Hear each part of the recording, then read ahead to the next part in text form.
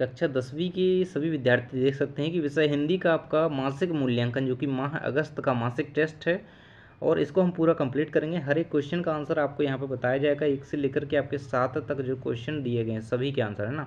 तो 20 में 20 अंक पूरे कंप्लीट करने हैं, तो बिल्कुल वीडियो को पूरा देखिएगा, क्योंकि ये आपकी सभी परीक्षाओं के लिए वार्षिक तक के लिए इंपॉर्टेंट क्वेश्चन इसमें आपको मिलेंगे, है ना। तो ये जरूर से कंप्लीट कर लेना सब। तो इसके लिए आपको समय 1 घंटे का मिलने वाला है। पहला क्वेश्चन आपका सही विकल्प के रूप में दिया गया है। इसमें क्वेश्चन है, बाल गोविंद भगत पद गाते थे तो किसके? कबीर के, सूरदास के, मीरा के, तुलसीदास के। तो इसका जो राइट आंसर है वो आपका कबीर के हो जाएगा, है ना। वो कबीर के पद गाते फिरते थे कौन? बाल गोविंद भगत, बिल्कुल याद रखिएगा। नेक्स्ट क्वेश्चन दिया गया है, रामचरितमानस की भाषा है तो ब्रज भाषा है, बुंदेली है, अवधी है या मालवी है? तो जो रामचरितमानस की भाषा है वो है अवधी, है ना। तो याद रखिएगा अवधी आपको यहाँ पे आंसर लगाना है। ओके, तो इसका क्या हो जाएगा? कबीर हो जाएगा, इसके बाद इसका अवधी हो जाएगा। चलिए बढ़ते हैं अगले क्वेश्चन की ओर। आपका सेकंड नंबर के क्वेश्चन में सही जोड़ी का मिलान करने को कहा गया है, जो कि 5 नंबर की हैं। ओके, 2 नंबर के आपके जो थे सही विकल्प दिए गए थे, ठीक है। इसके बाद आपकी 5 नंबर की जो है सही जोड़ी दी गई हैं। देख लेते हैं हम पहला क्वेश्चन इसमें क्या है। सूर के पद, सेकंड बाल गोविंद भगत, भक्तिकाल के कवि राम लक्ष्मण परशुराम संबंध, उपन्यास सम्राट। तो इनकी जोड़ी में मिला देता हूँ, स्क्रीनशॉट आप लोग ले लेंगे। पहला है सूर के पद, तो ये सूरदास से इनकी जोड़ी यहाँ पे मिल जाएगी, सेकंड से फर्स्ट की। ओके, बाल गोविंद भगत तो राम वृक्ष बैनीपुरी से इनकी जोड़ी मिल जाएगी, ठीक है। इसके बाद है भक्ति काल के कवि, तो भक्ति काल के जो कवि हैं वो तुलसीदास जी हैं, किसी भी तुलसीदास से मिला देंगे, 2 ऑप्शन दिए गए हैं। इसके बाद राम लक्ष्मण परशुराम संवाद, तो आपको सामने ही लगा देना है तुलसीदास से।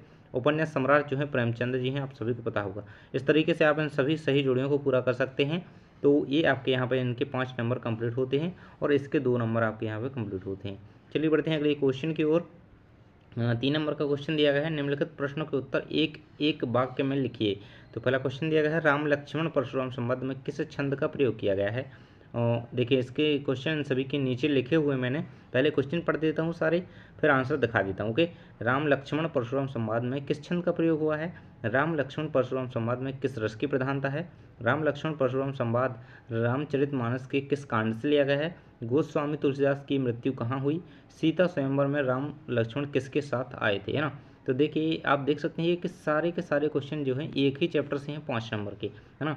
देख सकते हैं यहाँ पे भी 2 क्वेश्चन इस चैप्टर के पूछे गए हैं। तो बिल्कुल याद रखिएगा, ये चैप्टर बहुत इंपॉर्टेंट इस बार रहेगा। तो चलिए मैं 3 नंबर के क्वेश्चन के आपके सभी के आंसर नीचे दिखा देता हूँ। देख सकते हैं आप यहाँ पे।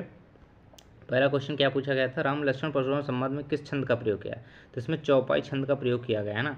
तो चौपाई छंद का इसमें प्रयोग किया गया है, आप देख सकते हैं। और इसके बाद अगला क्वेश्चन है आपका, राम लक्ष्मण परशुराम संवाद में किस रस की प्रधानता है? तो यहाँ पे वीर रस की प्रधानता है ना। इसके बाद देख सकते हैं अगला क्वेश्चन नीचे दिया गया है कि कौन से कांड से जो है राम लक्ष्मण परशुराम संवाद लिया गया था, है ना। कि रामचरितमानस के किस कांड से लिया गया है? तो ये बाल कांड से लिया गया है, याद रखेंगे, बाल कांड आंसर में लिखेंगे। इसके बाद अगला क्वेश्चन पूछा गया था, गोस्वामी तुलसीदास की मृत्यु कहाँ हुई? तो उनकी मृत्यु जो है वाराणसी में हुई थी। इस तरीके से आप आंसर लिख सकते हैं, नीचे दिया गया है। चलिए बढ़ते हैं आपके नेक्स्ट क्वेश्चन जो था 5वें नंबर का, इसमें लास्ट था 3rd में 5th। सीता स्वयंवर में राम लक्ष्मण किसके साथ आए थे? तो ऋषि विश्वामित्र के साथ या महर्षि विश्वामित्र के साथ आए थे। इस तरीके से आप इसका आंसर दे सकते हैं। चलिए आपके अगले क्वेश्चन की ओर बढ़ते हैं, जो कि आपके 4थे नंबर का क्वेश्चन होगा। यहाँ तक हम कंप्लीट कर चुके हैं ना। तो अगले क्वेश्चन को देख लेते हैं। 4 नंबर का प्रश्न दिया गया है, सूरदास अथवा तुलसीदास की काव्यगत विशेषताएं निम्नलिखित बिंदुओं के आधार पर लिखिए। यानी कि इनका जो है आपको कवि परिचय लिखना है, भाव पक्ष कला पक्ष के साथ 2 रचनाएं लिखनी है। चलिए देख लेते हैं 4थे नंबर के क्वेश्चन का आंसर। यहाँ पे आंसर आपका दिया गया है, देख सकते हैं। तो दोनों की रचना दी गई, सूरदास की रचना दी गई हैं 2, और ये तुलसीदास की 2 रचनाएं दी गई हैं। ओके, इस तरीके से आप इन्हें लिख देंगे। सूरदास की सूरदास सूरसागर सूरसारावली, और तुलसीदास की जो रचना है कवितावली लिख सकते हैं, विनय पत्रिका, रामचरितमानस, कई रचनाएं हैं इनकी, जो भी लिखना चाहें। इसके बाद हम इनका भाव पक्ष और कला पक्ष देख लेते हैं, दोनों का दिया गया है। ये सूरदास का भाव पक्ष कला पक्ष रहेगा, ये तुलसीदास जी का यहाँ पे भाव पक्ष कला पक्ष रहेगा। इस तरीके से आप इसे कंप्लीट कर सकते हैं। तो चलिए बढ़ते हैं आपके नेक्स्ट क्वेश्चन की ओर। ये रहेगा आपका 5वें नंबर के नहीं 4थे नंबर के क्वेश्चन का कंप्लीट आंसर। के बाद 5 नंबर का प्रश्न दिया गया है, गोपियों द्वारा उद्धव को भाग्यवान कहने में क्या व्यंजन है थे? इसके बाद है अथवा में इसका दिया गया है, मर्यादा ना लही के माध्यम से कौन सी मर्यादा ना रहने की बात की जा रही है? 2 नंबर का क्वेश्चन है। चलिए इसका आंसर मैं नीचे दिखा देता हूँ, है ना। दोनों का आंसर दिखाऊंगा, इसका भी और इसका, दोनों का आंसर देख लेंगे नीचे। देखिए 5 नंबर के क्वेश्चन का आंसर यहाँ पे दिया गया, ये रहेगा आपका, गोपियों द्वारा ऊर्ध्व को भाग्यवान कहने में क्या व्यंजन है। तो ये क्वेश्चन है ना, इसका आंसर आपको ये कंप्लीटली दिया गया है। ओके, तो आप इसे कंप्लीट कर लेंगे, ये आपका आंसर रहेगा। इसे अच्छी तरीके से कंप्लीट कर लेंगे, पूरा आपको लिख देना है। इसके बाद अथवा में मर्यादा ना लही है ना, ये अथवा वाले का आंसर आपका हो जाएगा। मर्यादा न लही के माध्यम से कौन सी मर्यादा ना रहने की बात की जा रही है। तो ये आपका उत्तर यहाँ से दिया गया, उत्तर यहाँ से दिया गया। ओके, तो इसे आपको उत्तर में लिख देना है, यही कंप्लीट कर लेंगे। ठीक है, चलिए आपका अगला क्वेश्चन देख लेते हैं, जो कि 6 नंबर का क्वेश्चन होगा आपका। 6 नंबर में क्या क्वेश्चन दिया गया है, स्वयं प्रकाश। देखिए इसमें लेखक परिचय लिखना है ना, जो ये साहित्यिक विशेषताओं के साथ इनकी 2 रचनाएँ लिखनी है और भाषा शैली को कंप्लीट करती हुई लिखना है इन दोनों की, है ना, किसी एक का, स्वयं प्रकाश और रामवृक्ष बेनीपुरी। मैंने दोनों का नीचे दिया हुआ है। चलिए नीचे देख लेते हैं हम 6वें नंबर के प्रश्न का उत्तर। तो सबसे पहले यहाँ पे दिखा देते हैं, स्वयं प्रकाश एवं रामवृक्ष बेनीपुरी, ये क्वेश्चन पूछा गया है। तो इन दोनों की 2 रचनाएँ यहाँ पे दी गई हैं। तो स्वयं प्रकाश की 2 रचना फांस और अल्पविराम हो जाती हैं। माटी की मूर्तियाँ और गुलनार, ये रामवृक्ष बेनीपुरी की 2 रचनाएँ हो जाती हैं।